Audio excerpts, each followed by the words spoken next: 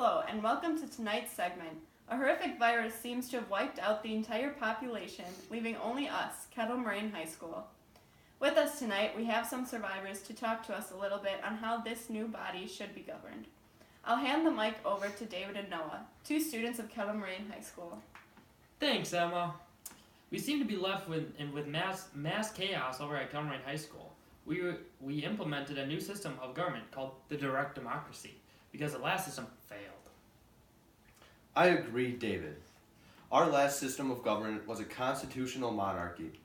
It didn't work too well and seemed to leave the students with little to no freedom. All branches have a higher power. For example, Walters ultimately is ruled over by Pat DeClatz, our superintendent. But the teachers have to respond to Walters, giving him power within the high school. Their leadership restricts the students from certain aspects of their everyday life. The Wi-Fi restricts them from expressing themselves through certain social media sites, and the dress code takes away their freedoms on what to wear to school. Thank you, Noah. Because of the last failure, we are now working to build a strong direct democracy. Direct democracies generally work better in small communities such as ours. This will provide the parents of the students who enrolled at Kettle Moraine to have an opinion on how things are ran. The people of the community are all taxpayers and have a right to say and enforce what they believe in. Ultimately, the taxpayers will come together and talk and put into place rules and regulations to ensure the situation like the virus outbreak will never occur again. That's right. Hobbes, Locke, and Rousseau, three great philosophers, were faced with this same predicament. Each had their own idea of how a government should be run. Hobbes saw government as necessary because it is needed to impose law and order to prevent the state of war. However, Locke saw government as a system that secures men's rights to life, liberty, and property. He believed that we needed to give up such freedoms in order to be protected by the government. Rousseau saw government as necessary to keep citizens' state of nature in check.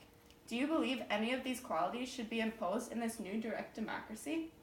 I believe that what these men were saying were all very good philosophies for government. However, I do not think that we need to have all these philosophies incorporated in our new government. I think that to establish the best government possible, we should incorporate the philosophies of Locke and Rousseau. I agree with you, Noah. Locke and Rousseau both had great philosophies on government. We will use what Locke said to give up some of our freedoms for the government to protect us. I think this is essential to keeping the surviving population protected from whatever is out there. With the rumor of there possibly being zombies, Rousseau talked about keeping citizens' state of nature in check.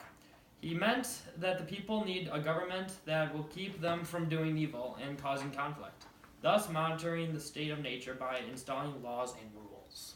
You're absolutely right. Government is a crucial part of keeping order within a large group. Without government, there would be mass chaos, with no guidelines to keep people in check.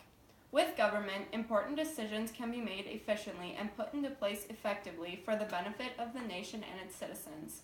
Thank you, David and Noah. We'll see you next week.